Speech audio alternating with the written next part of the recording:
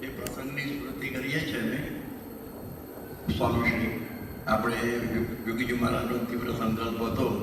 કે ગઢડાના કળશ ચડે ત્યારે આમ યુવકોને આપણે દીક્ષા આપી અને એની તૈયારી યોગીજી મહારાજે 1952થી શરૂઆત કરી દીધેલી અને એ વખતે બધા યુવકો એમની સાથે ફરતા અને એ બધાને આની આ જ વાત કરતા બનાવવાના છે કરવા છે થવું છે અને છેલ્લો જન્મ કરી દેવો છે મારા સંકલ્પ બધા છે અને છેલ્લો જન્મ કરી દેવો છે મારા સંકલ્પ બધા ભરું જો એકાંતિક આના જન્મે કરી દઈશ પ્રવૃત્ત કરી દઈશ એ બધી વાતો યોગીજી મહારાજ ખૂબ કરતા અને એ વખત બધા યુવકો સાથે ફરતા હતા અને એ વખતે સ્વામીએ પછી નક્કી કર્યું કે હવે આપણે બધા એકાવર તૈયાર થાય એટલે ગઢડામાં ભગવી દીક્ષા આપવી ભાગવતી પણ એ પહેલાંની શરૂઆત કરવાની હતી અને એ વખતે આ સ્વામીશ્રીએ બહુ જ મોટું જ્યારે કહેવાય ને ઐતિહાસિક પગલું ભરી દીધું કે મહંતભાઈ મહારાજ જે વિષ્ણુ ભગત રૂપે હતા એ BSc એગ્રીકલ્ચર પાસ થઈ ગયા પછી સિદ્ધાર્થ સ્વામી પાસે આવેલા અને એ વખતે 2/2/1957ના દિવસે ત્યાં સ્વામીશ્રીએ ત્યાં ગોંડલની અંદર અક્ષરદેરીમાં એમને દીક્ષા પાર્ષદની દીક્ષા આપવામાં આવેલી એ એમની પહેલી દીક્ષા એટલે એ રીતે એમની શરૂઆત થયેલી અને પછી સ્વામી સાથે જ બધા ફરતા હતા અને એ વખત અમે બધા પણ સ્વામી સાથે જ ભેગા ફરતા હતા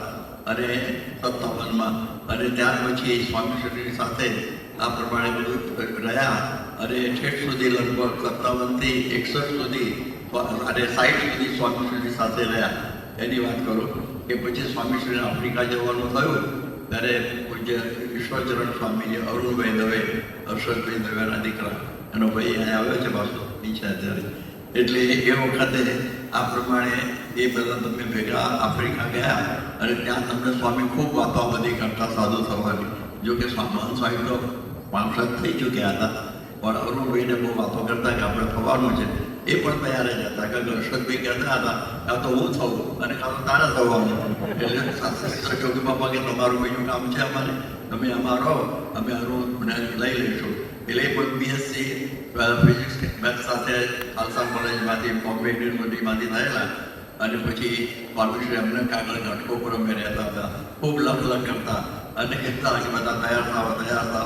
અને એ રીતે બધા તૈયાર થતા હતા અને એ વખતે 6 જણા અમે ઘાટકોપરમાં રહેતા હતા અત્યારે એ રૂમ હજી એવી છે આ જ્યારે નૈમિતિક પ્રલય થશે ત્યારે એનો નાશ થશે ત્યાં સુધી થાય એવું નથી બધું બદલાઈ ગયું આપણું દુનિયા ઘટકોટ પર બદલાઈ ગયું પણ એની રૂમ એનો એક ઓ અને બધું હજી 19 તારીખે પણ છે જ્યાં અમે ત્યાં ભાગવત ત્યાં જે રામાનુજનો મઠ હતો અને ભાગવતાચાર્ય ત્યાં અમને રાખેલા એમાં અમે સિદ્ધેશ્વર સ્વામી પછી મંગળ પ્રમાણે છીએ અમે પછી હું હતો પછી અમારા નિરંજન સ્વામી ત્યાર પછી એક બધું જસાણી આપણે ફોન આવશે આજે તમારે ઉપર ત્યાર પછી આપણે કોઠારી બાપા ત્યાર પછી અનુપમ ભગત એટલે બહુ જ પ્રિય સ્વામી અને ત્યાર પછી અમે આટલા જ રહેતા હતા બે આગળ 6 જણા અને એ વખતે સ્વામીશ્રીએ નક્કી કરેલું કે મારે ભારતમાં આવીને બધા દીક્ષા આપવી છે એટલે સ્વામી 17મી જૂન 1960 સ્વામી મુંબઈમાં આવ્યા અને કપોળવાડીમાં ઉતરેલા અને એ વખતે પૂજ્ય ત્યાં વલ્લભ સ્વામી જય હિન્દ કોલેજમાં ભણતા હતા ઇન્ટર સાયન્સ પાસ કરી દીધેલું એમણે એ પણ સ્વામીની નજરમાં હતા અને સ્વામી એમને પણ આ કિરીટભાઈ છગનભાઈ પટેલના લગ્ન વખતે વાડીમાં આ પડાવી દીધેલી મુંબઈમાં એટલે એ પણ તૈયાર હતા અને એ વખતે ઈશ્વરચરણ સ્વામી તો ભેગા જ હતા અને અમે સતત તૈયાર જ હતા અને આ પડતા એટલે પછી આપણને આ દિવસ આવ્યો એટલે સ્વામીએ નક્કી કર્યું કે આપણે અહીં જ દીક્ષા આપી દઈએ એવી રીતે નક્કી કરીને જ આવેલા ત્યાંથી સ્વામી આફ્રિકાથી એટલે ભારત જઈને દીક્ષા આપી દેવી છે એટલે 18 અને અંગ્રેજી તારીખ પ્રમાણે 3/7/1960 એટલે આજનો દિવસ આજના દિવસે પછી સ્વામી નક્કી કર્યું આપવી અને કપોળવાડીની અંદર રાત્રે બધો સમારંભ થયો બધો અમારા કોઈ સગાવાલા હતા નહીં જે ત્યાંના લોકલ હતા એ બરોબર છે પણ સ્વામી તમારે કંઈ જરૂર નહીં બધા આપણે જ છીએ બધા સગાવાલામાં એટલે અમે જ બધા કોઠારી સ્વામી અને બધા હતા અને ત્યાર પછી આજના દિવસે ત્યાં કપોળવાડી અત્યારે સ્વામી આખી તૂટી ગઈ નીચે 0 લેવલ ઉપર આવી ગઈ નવી બાંધવાના છે એટલે એ કપોળવાડીમાં પહેલાં પાડે આપણે જઈએ તો સ્વામીના રૂમની બાજુમાં અને પેલો જે ચોકઠું હતું જ્યાં સ્વામી સભા કરતા એની વચ્ચે ત્યાં આ બધું ગોઠવાયું. અમને બધાને મુંડન પણ કરાવ્યું. હમણાં સ્વામી બોલ્યા ને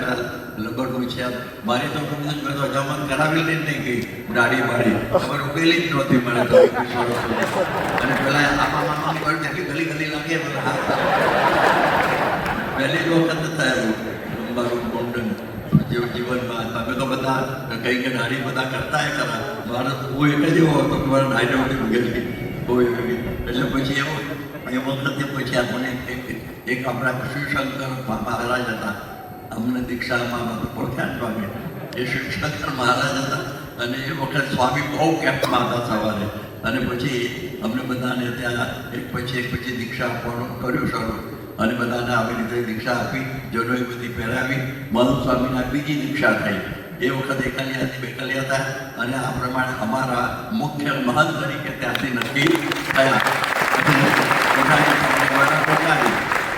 ઓક્ટોબરમાં હતા ત્યારથી તમારી ખબર રાખતા લીંબુ બટ મંગાવવાનું હોય, દાંતો મંગાવવાનું હોય, 5 રૂપિયા મહિનાના એમ મળતા હતા. ત્યાંથી એમાં બધો ચલાવતા હતા મોરારી બાપા. અને પછી અમને દીક્ષા આપી અને ત્યાર પછી ત્યાં મને એક દિવસ એટલે સ્વામી આફ્રિકાથી બેબી પાર્કર પેન લઈ આવેલા. બેબી પાર્કર પેન અને બધાને એક પેન આપી. હજી સુધી અમારી પાસે છે બધાની પાસે. એટલે એ પ્રમાણે સ્વામીશ્રીએ એ બધા લાભ આપ્યો. અને ત્યાર પછી સ્વામીશ્રીએ કહ્યું કે અત્યારે જે ઘાટકો પર પાછા જાઓ અને આજથી દાણો પણ શરૂ કરી દો. અમે બધા ત્યાંથી અને બાપા સાંજે ત્યાંથી એટલા તરફ અષાઢ નવમના દિવસે ત્યાંથી નીકળ્યા અમદાવાદ જવા. એટલે હવે હમણાં સ્વામીએ કહ્યું ને એ વખતે આખી ફૂલ ગલી ખાલી થઈ ગઈ. બધા હાર બધા હરિભક્તો ખૂબ લાવેલા. હમણાં બધા મોટો ઢગલો થઈ ગયો કારણ કે સંપ્રદાયમાં આવી દીક્ષા પહેલી વખત થતી હતી યોગી બાપાના સંકલ્પે. એટલે 51 જે બનાવવાના હતા એની આ શરૂઆત આ રીતે અહીંયા થઈ. ધીરે ધીરે 51ની સંખ્યા થઈ અને કટપુરની અંદર ભગવતી દીક્ષા બધાને આપવામાં આવી. સ્વામી કહ્યું ને હવે સ્વામી તમે આ બોલ્યા તો અમારા માટે સમજવાનું ત્યાં તો ઉપરની દીક્ષા તો આપી પણ તમે આપે હમણાં જ કહ્યું ને અંતરની દીક્ષા એ પછી રહી ના જાય ખ્યાલ રાખજો. અમે તો જેવા તેવા અત્યાર સુધી 66 વર્ષ સુધી નિભાવ્યા તમે, પણ હવે ઠેઠ અક્ષરધામમાં શ્રીજી મહારાજ અને યોગી બાપાના ચરણોમાં બેસાડી દેજો. એ જ આપના દિવસે પ્રાર્થના કરીએ છીએ.